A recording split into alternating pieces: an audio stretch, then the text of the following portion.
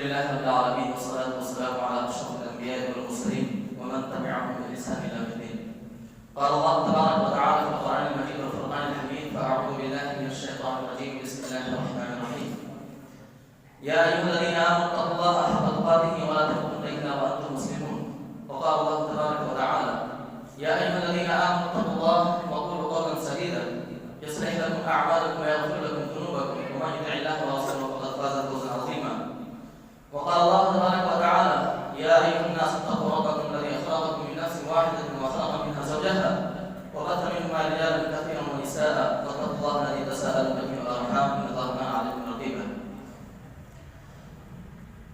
محترم حاضرین ہیں، خطبہ نکاح نوجوان دوستوں اور بزرگوں، مسجد ابراہیم ملت کا فیض پر میں آپ کا تہہ دل سے استقبال کرتے ہیں۔ آج کی جو مجلس جس میں ہم آپ بیٹھے ہیں یہ انتہائی بابرکت مجلس ہے۔ اللہ تعالیٰ اس مجلس کو قبول فرمائے اور اس کو ہر طرح کی برکتوں سے اور رحمتوں سے نوازے۔ پیارے بھائی، خطبہ نکاح میں جو آیتیں پڑھی جاتی ہیں اور جس کو عموماً نبی کریم صلی اللہ علیہ وسلم نے ہر موقع پر تقریباً پڑھا ہے، چاہے وہ خوشی کا موقع ہو یا غم کا موقع ہو، اور اللہ کے نبی صلی اللہ علیہ وسلم کے معمول رہا ہے کہ اللہ کے نبی صلی اللہ علیہ وسلم اپنے صحابہ کو ہر ایسے موقع پر جب بھی کہیں کوئی اجتماع ہوتا تھا، کہیں لوگ اکٹھے ہوتے تھے، تو اللہ کے نبی صلی اللہ علیہ وسلم ان کو کچھ نصیحتیں دیا کرتے تھے، کبھی ان کو بشارتیں دیا کرتے تھے اور کبھی اللہ کا خوف ان کے دلوں میں بٹھایا کرتے تھے۔ شادی بیاہ کا بھی موقع ایک ایسا موقع ہوتا ہے جب کہ انسان خوش ہوتا ہے، لیکن ایسے موقع پر بھی اللہ کے نبی صلی اللہ علیہ وسلم نے خطبہ نکاح کے موقع پر جن آیتوں کا انتخاب کیا وہ انتہائی معنی خیز آیتیں ہیں کہ ان آیتوں میں اللہ رب العالمین نے بار بار جس چیز کی طرف اہل ایمان کو متوجہ کیا ہے وہ اللہ کا ڈر، اللہ کا خوف، کہ کہیں ایسا نہ ہو کہ انسان خوشی میں اندر اللہ اور اس کے رسول کے ذریعے جو بنائے گئے جو حدود ہیں ان حدود کو پامال کر دے، ان حدود سے آگے نکل جائے۔ اس لیے آپ دیکھیں گے 3 آیت کا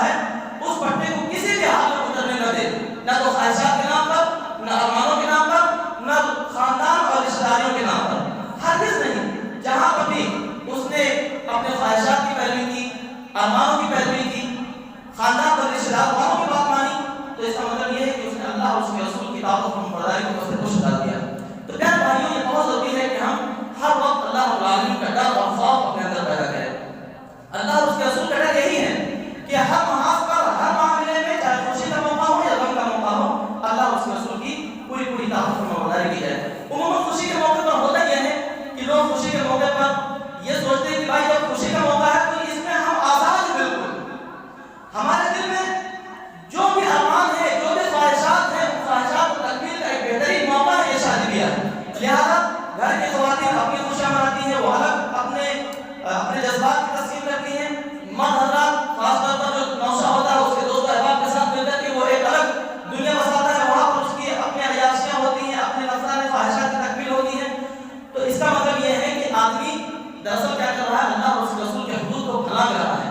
لہذا اللہ اور اس کے رسول نے جو ہمیں بتایا ہے، جو طریقہ بتایا ہے وہ یہ ہے کہ ہم اللہ کا ڈر اختیار کریں. دوسری چیز یہ ہے کہ ہم جو رشتہ داریاں ہیں ہماری، جو ہمارے اپنے رشتہ داریاں ہیں، جو ہمارے اپنے تعلقات ہیں، چاہے وہ نئے رشتے جو جڑ رہے ہوں وہ ہوں یا پھر جو ہماری پرانی رشتہ داریاں ہیں وہ ہوں، ان تمام رشتہ داریوں کو توڑنے سے بچیں. رشتہ داری کوئی بھی ہو، چاہے وہ پرانی ہو اور چاہے وہ نکاح کے ذریعے دوسری جو نئی ہمارے جو رشتہ داری قائم کرے ہو، کسی بھی رشتہ داری کو خراب کرنے سے، اس کو بگاڑنے سے بچنا چاہیے.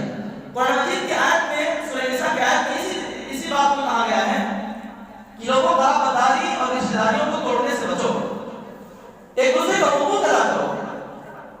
حقوق ادا کرنے کا مطلب یہ ہے کہ ہر مسلمان اللہ کا جہاں اللہ کے حقوق ادا کرتا ہے وہیں پر بندوں کے حقوق ادا کرے. اور یہ بات یاد رکھ لیں کہ بندوں کے حقوق کبھی معاف نہیں ہوا کرتے ہیں جب تک کہ بندہ خود معاف نہ کرے. اللہ کے حقوق میں تو بہرحال کہیں نہ کہیں کچھ گنجائش نکل آئے گی کہ اللہ رب العالمین اس کو معاف کر دے یا نہ معاف کرے، لیکن بندوں کے حقوق کے معاملے میں اللہ رب العالمین کا رویہ اور معاملہ جو ہے قرآن و سنت کی روشنی میں یقین مانیے کہ یہ چیزیں کبھی معاف نہیں ہوں گی. یہ بات یاد رکھ لیں. ایک شخص کتنا ہی نمازی ہو، کتنا ہی پرہیزگار ہو اور کتنا ہی دیندار ہو، تسبیحات ہزاروں تسبیحات پڑھتا ہو، ایک شخص ہے کتنا ہی نوافل کا اہتمام کرتا ہو، روزوں کا اہتمام کرتا ہو، تمام چیزیں کرتا ہو، لیکن اگر وہ کہیں نہ کہیں بیوی کا حق مارتا ہے، ماں باپ کا حق مارتا ہے، پڑوسی کو حقوق ضائع کر دیتا ہے، بہن کی وراثت میں حصہ مار کے کھا جاتا ہے، تو اس کا مطلب یہ ہے کہ اس کی دینداری اور اس کی تسبیحات، اس کے نماز اور اس کے روزے دھرے کے دھرے رہ جائیں گے. یہ یاد رکھ لیجیے. اللہ رب العالمین کے یہاں جو سکہ چلنے والا ہے ان سکوں میں سے ایک سکہ یہ بھی ہے کہ دنیا کے اندر تم نے لوگوں کے حقوق ادا کیے نہیں. اللہ رب العالمین کے حقوق کے معاملے میں یہ بات یاد رکھ لیں کہ ان چیزوں کے معاملے ایک آدمی بڑا شرابی ہے، زانی ہے، جوا کھیلتا تھا، شراب پیتا تھا اور نہ جانے کی برائیوں میں ملوث تھا.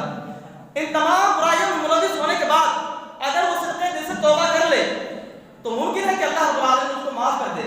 لیکن اگر اس نے بہن کا حق مار رکھا ہے، اس نے بیوی کا حق مار رکھا ہے، اس نے اپنے والدین کا حق مار رکھا ہے، اس نے رشتہ داروں اور پڑوسیوں کا حق مار رکھا ہے، تو پھر وہ یاد رکھے کہ اس کی تمام نیکیاں قیامت کے دن کچھ بھی کام آنے والی نہیں. کچھ بھی، میں آپ کو پوری گارنٹی اتھینٹک طریقے سے بتا رہا ہوں کہ کچھ بھی کام آنے والے نہیں ہیں، وہ دھری کی دھری رہ جائیں گے. حدیث میں آتا ہے اللہ کے نبی صلی اللہ علیہ وسلم نے ارشاد فرمایا کہ قیامت کے دن ایک شخص آئے گا جس کے پاس نیکیوں کا انبار ہوگا، نیکیوں کا انبار ہوگا. اور وہ ایک لمبی حدیث ہے جس میں اللہ کے نبی صلی اللہ علیہ وسلم نے پوچھا تھا کہ بتاؤ مفلس کون ہے، تو لوگوں نے کہا تھا ہم تو اس مفلس اس شخص کو سمجھتے ہیں جس کے پاس دینار نہ ہو، جس کے پاس درہم نہ ہو. تو اللہ کے نبی صلی اللہ علیہ وسلم نے کہا نہیں، مفلس میں بتاتا ہوں کہ کون ہے. اور مفلس کی جو اللہ کے نبی صلی اللہ علیہ وسلم نے جو ڈیفینیشن بتائی وہ یہ بتائی اللہ کے نبی صلی اللہ علیہ وسلم نے کہ ایک شخص نماز پڑھ کر آیا ہوگا، روزے رکھ کر کے آیا ہوگا اور بڑی بہت ساری نیکیاں لے کر آیا ہوگا، لیکن اس کے باوجود کسی کو گالی دیا ہوگا، کسی کی غیبت کی ہوگی، کسی کے ساتھ زیادتی کی ہوگی، کسی پر ظلم کیا ہوگا. ایسی بہت ساری چیزیں اور بہت ساری خرابیاں اس کے اندر آئی ہوں گی جس کی وجہ سے اس کی تمام نیکیاں اس کو دے دی جائیں گی. تو پیارے بھائیوں، یہ چیز بڑی اہم ہے کہ ہم سب سے زیادہ جو ہمارے حقوق ہم سب کرتے ہیں وہ دوسروں کے حقوق دینے میں تو ہم بہت آگے بڑھتے ہیں. کوئی شخص ہمارے پاس آ گیا اور ہم نے دیکھا کہ بہت پریشان ہے، بہت ہی پریشان حال ہے، تو ہم کیا کرتے ہیں؟ فوراً اس کی مدد کرنے کے لیے آگے بڑھتے ہیں. مسجد کے چندے کا معاملہ آ جائے، مدرسے کا معاملہ آ جائے، کسی کو راشن کٹ بانٹنا ہو تو اس کا معاملہ آ جائے، اگر اعلان ہو جائے تو 500 روپے نکال کے دے دیں گے، 1000 روپے کی پاؤ دکھا دیں گے، ہماری طرف سے مسجد کے لیے ایک پنکھا ڈال دو، مسجد کے لیے ہماری طرف سے ایک کمرہ بنا دو. لیکن آپ دیکھیے ان چیزوں کے بعد اس کو ہم نیکی سمجھتے. نیکی کا تصور ہمارے یہاں کیا ہے کہ مسجد میں دے دو، مدرسے میں دے دو، ان تمام چیزوں پر کوئی چندہ کرنے والا ہے اس کو دے دو. یہاں پر ان چیزوں کو ہم نیکی سمجھتے ہیں، لیکن ہم اس چیز کو نیکی نہیں سمجھتے کہ والدین کے ساتھ حسن سلوک کرنا سب سے بڑی نیکی ہے. اللہ اور اس کے رسول کی اطاعت کے بعد اگر سب سے بڑی اطاعت کسی کی ہے تو والدین کی ہے. اس کو ہم نیکی نہیں سمجھتے. بیوی کے ساتھ حسن سلوک کرنا ہم اس کو نیکی نہیں سمجھتے. بچوں کے ساتھ پیار محبت سے اور شفقت سے پیش آنا ہم اس کو نہیں سمجھتے، ہم اس کو دینداری نہیں سمجھتے. ہمارے ہاں دینداری کا جو لیول لگا ہوا ہے وہ بالکل الگ ہی ہے، بڑا ہی مذہب کا خیز ہے. تو اس لیے میرے پیارے بھائیوں جو دینداری کا ہمارے یہاں جو تصور ہے اس تصور کو بدلیے. یقیناً نماز پڑھنا دینداری ہے، یقیناً روزے رکھنا دینداری ہے، یقیناً کسی غریب کی یتیم کی مدد کرنا دینداری ہے. کسی مسجد کے اندر پنکھا لگا دینا، کسی مسجد کی تعمیر میں حصہ لے لینا، کسی مسجد میں اپنا کنٹریبیوشن پیش کر دینا، کمرہ بنوا دینا یا کچھ بھی ہے اپنی طرف سے کوئی تعاون کر دینا، یقیناً نیکی ہے، دینداری ہے. لیکن ان سب سے بڑی دینداری وہ دینداری ہے جو آپ اپنے گھر والوں کے ساتھ کرتے ہیں، آپ اپنے رشتہ داروں کے ساتھ کرتے ہیں. یاد رکھیے اللہ کے نبی صلی اللہ علیہ وسلم کی حدیث ہے، اللہ کے نبی صلی اللہ علیہ وسلم نے ارشاد فرمایا کہ سب سے بہترین صدقہ میں تمہیں بتاؤں. صحابہ نے عرض کیا اللہ کے نبی صلی اللہ علیہ وسلم بتائیے. اللہ کے نبی صلی اللہ علیہ وسلم نے کہا کہ تمہاری وہ بہن ہے، تمہاری وہ بیٹی جو طلاق ہونے کے بعد یا بیوہ ہونے کے بعد تمہارے گھر پہ آ جائے اور پھر تم اس کی کیا کرو؟ کفالت کرو، اس کی کفالت کرو. اب آپ دیکھیے نیکی کا کیا تصور اللہ کے نبی صلی اللہ علیہ وسلم نے دیا ہے. تو ایک چیز یہ پیارے بھائیوں کہ ہم رشتہ داروں کے، عزیز و اقربا کے ان لوگوں کے حقوق کو ادا کریں، اس کو پامال نہ کریں، رشتہ داریوں کو بگاڑنے سے بچیں. تیسری اور آخری چیز کہتے ہوئے میں اپنی بات ختم کرتا ہوں کہ پیارے بھائیوں ہم جو عہد و پیمان کرتے ہیں، قول و قرار کی پابندی ہو ہمارے اندر. ہم کسی سے وعدہ کرتے ہیں، ہم کسی سے قول و قرار کرتے ہیں، کچھ لین دین کرتے ہیں، تو ان چیزوں کی پابندی ہونی چاہیے. عہد و پیمان کے بارے میں اللہ کے نبی صلی اللہ علیہ وسلم کی طرف حدیث میں بھی اور خود اللہ رب العالمین کے قرآن مجید میں بھی اس آیت کو بڑی صراحت کے ساتھ اور بار بار اس چیز کو کہا ہے کہ لوگوں عہد و پیمان کو پورا کرو، اس لیے کہ عہد و پیمان کے بارے میں قیامت کے دن سوال ہوگا. یہاں پر جو مجلس ابھی بیٹھی ہے یہ مجلس کی دراصل ایک قسم کا عہد و پیمان ہے. یہاں پر دلہا یہ کہتا ہے کہ میں نے حاضرین مجلس کے روبرو علاوہ نام ہفتے کے اتنے مہر میں نے فلاں کی لڑکی کو اپنے نکاح میں قبول کیا. اب قبول کرنا یہ کیا ہے؟ ایک قسم کا عہد ہے. حاضرین و مجلس کو اس نے گواہ بنایا ہے، اللہ رب العالمین کو گواہ بنایا ہے. یہ جو قول و قرار ہے اس قول و قرار کے بارے میں قیامت کے دن سوال ہوگا. اب شوہر پر یہ ذمہ داری ہے کہ وہ بیوی کے حقوق ادا کرے، اس کو مارے نہیں، اس کو ستائے نہیں، اس کو پریشان نہ کرے، معمولی باتوں پر اسے تانے مت دے.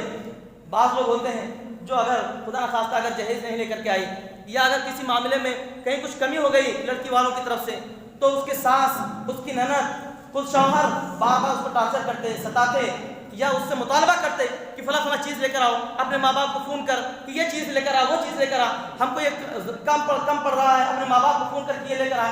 یہ جو چیزیں ہیں ان چیزوں کو آپ سمجھنے کی کوشش کرو کہ اگر جس ذمہ داری کے ساتھ اور جس مردانگی کے ساتھ دولہا یہاں بیٹھ کر کے کہتا ہے کہ میں نے تمام لوگوں کے روبرو قاضی کی نگرانی میں حاضرین مجلس کے روبرو میں نے فلاں اتنے مہر میں فلاں کی لڑکی کو قبول کیا ہے، تو اسی مردانگی کے ساتھ زندگی بھر اس کو نبھائے بھی.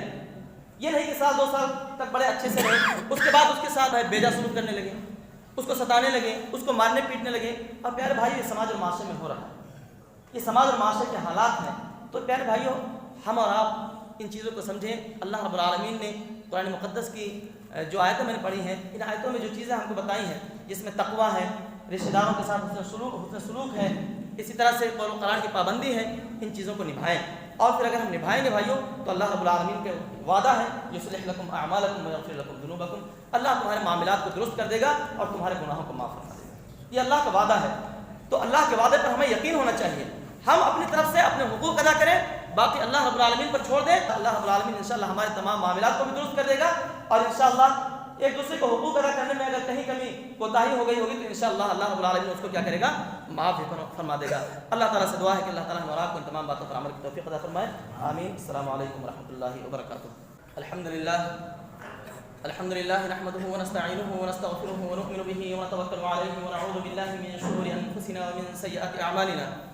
من يهده الله فلا مضل له ومن يضلل فلا هادي له، ونشهد ان لا اله الا الله وحده لا شريك له، ونشهد ان سيدنا ومولانا محمدا عبده ورسوله. اما بعد فقد قال الله تبارك وتعالى في القرآن المجيد والفرقان الحميد: فاعوذ بالله من الشيطان الرجيم، بسم الله الرحمن الرحيم. يا ايها الذين امنوا اتقوا الله حق تقاته ولا تموتن الا وانتم مسلمون. وقال الله تبارك وتعالى: يا ايها الناس اتقوا ربكم الذي خلقكم من نفس واحدة وخلق منها زوجها وبث منهما رجالا كثيرا ونساء واتقوا الله الذي تساءلون به والارحام ان الله كان عليكم رقيبا. وقال الله تبارك وتعالى: يا أيها الذين آمنوا اتقوا الله وقولوا قولا سديدا يصلح لكم أعمالكم ويغفر لكم ذنوبكم ومن يطع الله ورسوله فقد فاز فوزا عظيما. وقال النبي صلى الله عليه وسلم النكاح من سنتي. وقال النبي صلى الله عليه وسلم في موضع آخر فمن رغب عن سنتي فليس مني. بارك الله لنا ولكم في القرآن العظيم ونفعنا وإياكم بالآيات والذكر الحكيم إنه تعالى جواد كريم ملك بر رؤوف رحيم ورب حليم. عبد الغفار صاحب کی دختر نیک اختر ریشمہ بھی، ان کو عبد الرؤف صاحب کی وکالت سے زاہد علی، عنایت علی، ان دونوں صاحبان کی گواہی سے حاضرین مجلس سے روبرو 11,000 روپیہ مہر معجل کے طور پر، یعنی مہر معجل علاوہ نان نفقے کے، شعیب علی، ریاض علی، میں نے ریشمہ بھی عبد الغفار کو آپ کے نکاح میں دیا کہ آپ نے قبول کیا؟